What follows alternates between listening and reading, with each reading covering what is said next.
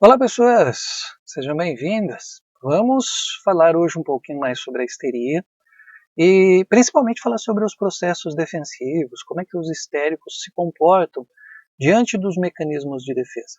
Vamos nessa? Bom, o primeiro ponto a gente está falando é que sempre vai haver aí mecanismos de defesa. Quando a gente fala aí de psicopatologias, a gente sempre tem esse processo que é, como visto já, algo um tanto quanto automático e que serve para nos ajudar a evitar sofrimentos, evitar dores. Por isso que nós temos esses mecanismos, tá? Na histeria não é diferente. Normalmente acontece aí a repressão, a sexualização, a regressão, o acting out, e em alguns casos pode ter até a dissociação, né? Não naquele aspecto totalmente do transtorno de personalidade, ou transtorno dissociativo de personalidade, mas sim no contexto de dissociar algumas situações. Vamos começar então pela repressão. A repressão, como nós sabemos, é o ato de reprimir algum sentimento, reprimir alguma situação, né?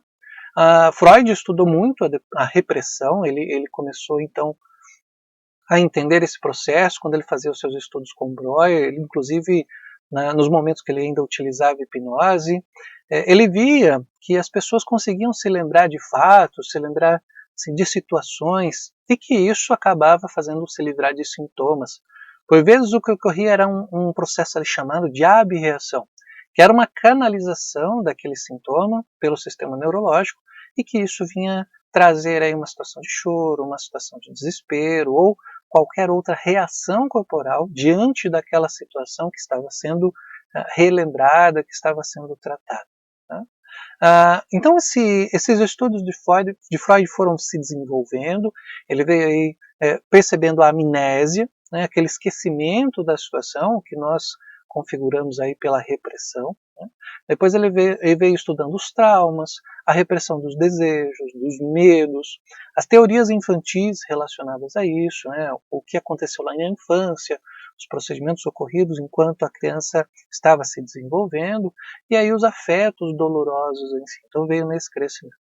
E ele percebeu que as mulheres reprimiam seus desejos, seus impulsos sexuais, e que depois esses impulsos acabavam se transformando aí em sintomas, o que nós chamamos de histeria de conversão, como, por exemplo, perder movimento de uma parte do corpo, ter uma cegueira, dores musculares, mas tudo isso sem conseguir captar em exames médicos. Então ele começou a perceber que havia uma conversão daquele estado emocional para um sintoma corporal. Então o psíquico influenciando ali no comportamento físico.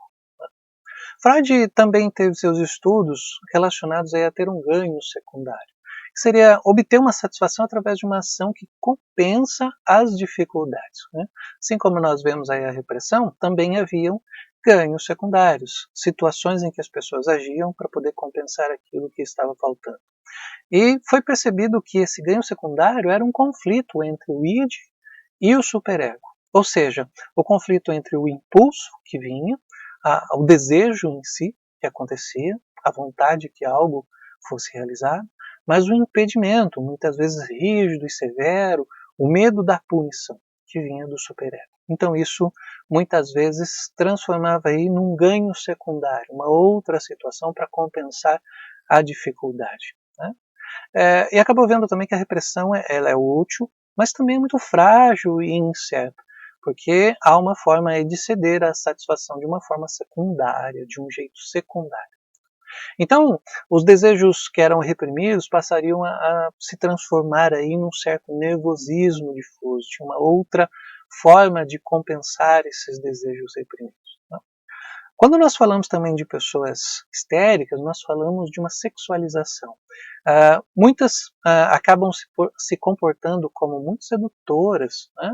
Elas reprimem os seus desejos, né? Porque elas podem se transformar em pessoas ansiosas, em pessoas frustradas. Né? Existe uma ânsia sexual por trás disso que não é satisfeita.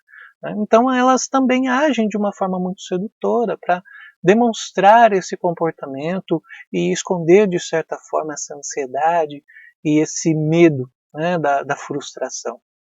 Porém, por outro lado, elas acabam ficando muito perplexas quando elas percebem que elas estão sendo sedutoras.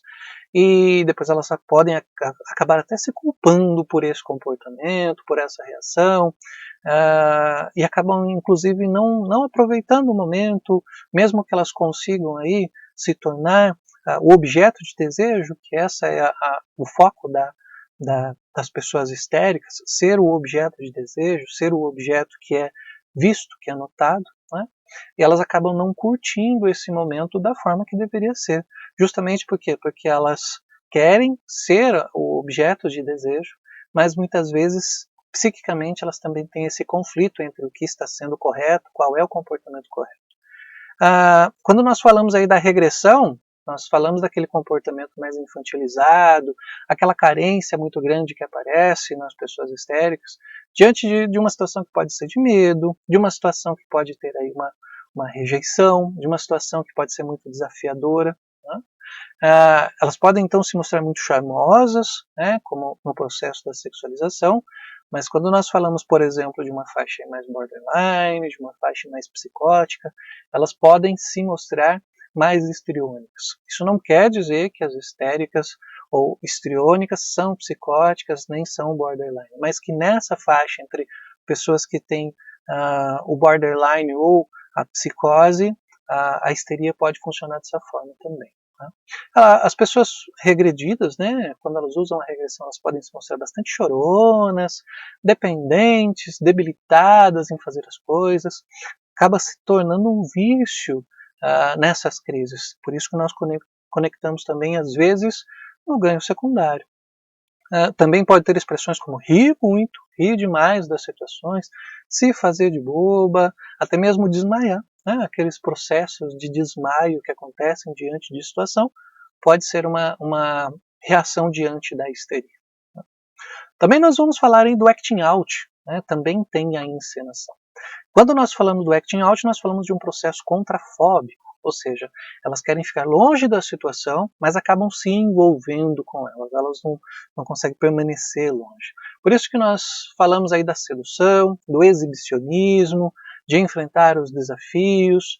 São pessoas provocadoras, quando elas encontram pessoas de autoridade, elas escondem esse medo, escondem esse receio, provocando essas autoridades. Quando elas estão numa situação de desafio, né, elas têm um medo muito grande, mas elas não demonstram esse medo, elas se mostram desafiadoras.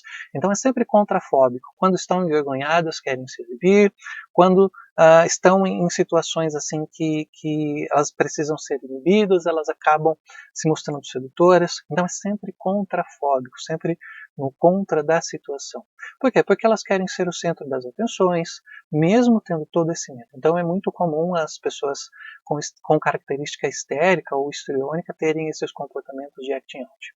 E nós temos também a questão da dissociação. Uma ansiedade, uma culpa, uma vergonha, tudo isso pode ligar a uma dissociação. Então, as pessoas histéricas têm sentimentos assim super estimulados, elas são super estimuladas, mas com isso também elas acabam se sentindo sobrecarregadas, justamente pelo estado contrafóbico, né? Então elas se sobrecarregam com muita facilidade. Acabam utilizando depois a dissociação para lidar com essas questões, né? Usam a indiferença, acabam tendo aí falsas memórias, acreditar na própria mentira, fugas, compulsão, comportamento histriônico em si, né? E dissociativo. E uma característica também das pessoas histéricas é que elas acabam deixando o seu desejo em segundo plano e deixam que os outros façam o que querem. Então, o desejo do outro à frente. Por que essa característica? Por quê? Porque elas precisam ser o objeto de desejo. Como o outro tem um desejo, o desejo do outro vem primeiro. Então ela satisfaz o outro para depois pensar no seu comportamento. Por isso que depois vem a culpa, por isso que depois tem uma ansiedade sexual, por isso que depois tem uma vergonha, por todo esse comportamento que aconteceu. Ok? Esse é o vídeo de hoje. Espero que tenha contribuído. Um abraço e até a próxima.